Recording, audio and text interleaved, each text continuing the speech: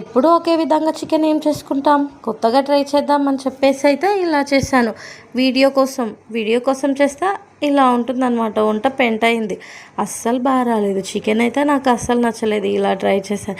ఇప్పుడు మనం చేసుకునేలాగా చేస్తేనే బాగుంటుంది. ఏదో వీడియో కోసం వేరేలాగా ట్రై చేద్దామని పోతే చికెన్ మొత్తం ఫ్లాప్ అయిపోయింది. అస్సలు తినాలనిపించలేదు. ఎంత బాగా తినాలని అనుకున్నాను, మొత్తం ఫ్లాప్ అయిపోయింది. ఇంకేం చేస్తామని చెప్పేసి అయితే చికెన్లో ఉప్పు, కారం, అన్ని మసాలాలు అన్నీ వేసి పట్టించి బాగా మ్యాగ్నేట్ చేసి అయితే సైడ్కి పెట్టేసాను. తర్వాత ఇంకో ప్యాన్ తీసుకొని అందులో ఆయిల్ వేసి బిర్యానీ మసాలాలు అన్నీ వేసిన తర్వాత ఆనియన్స్ కూడా వేయించి మంచిగా గోల్డెన్ బ్రౌన్ కలర్ వచ్చేంత వరకు వేయించేస్తాను అనమాట. అందులోనే టమాటోస్ కూడా వేసేసుకొని మళ్ళీ అల్లం వెల్లుల్లి పేస్ట్ కూడా వేసేసుకొని మంచిగా కలిపేసి అయితే ఉడికించాను. అన్నీ ఉడికిన తర్వాత అందులో చికెన్ వేసేసుకున్నాను అనమాట. అంటే మనం ముందుగా మ్యాగ్నేట్ చేసి పెట్టుకున్న చికెన్ ఇందులో వేసేసి కలిపేసి పెట్టేశాను. చికెన్ మంచిగా కుక్ అయ్యేంత వరకు ఉంచుకోవాలి.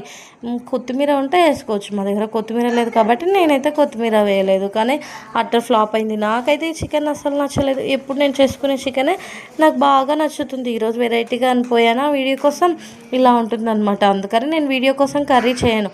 నేను చేసిన కర్రీనే వీడియో తీసి పెడతాను. నా చికెన్ ఎలా వచ్చిందో కామెంట్ చేయండి. మీరు మీ సండే ఏం చేసుకున్నారో కూడా కామెంట్ చేయండి. వీడియో నచ్చితే లైక్, షేర్, సబ్స్క్రైబ్. బాయ్.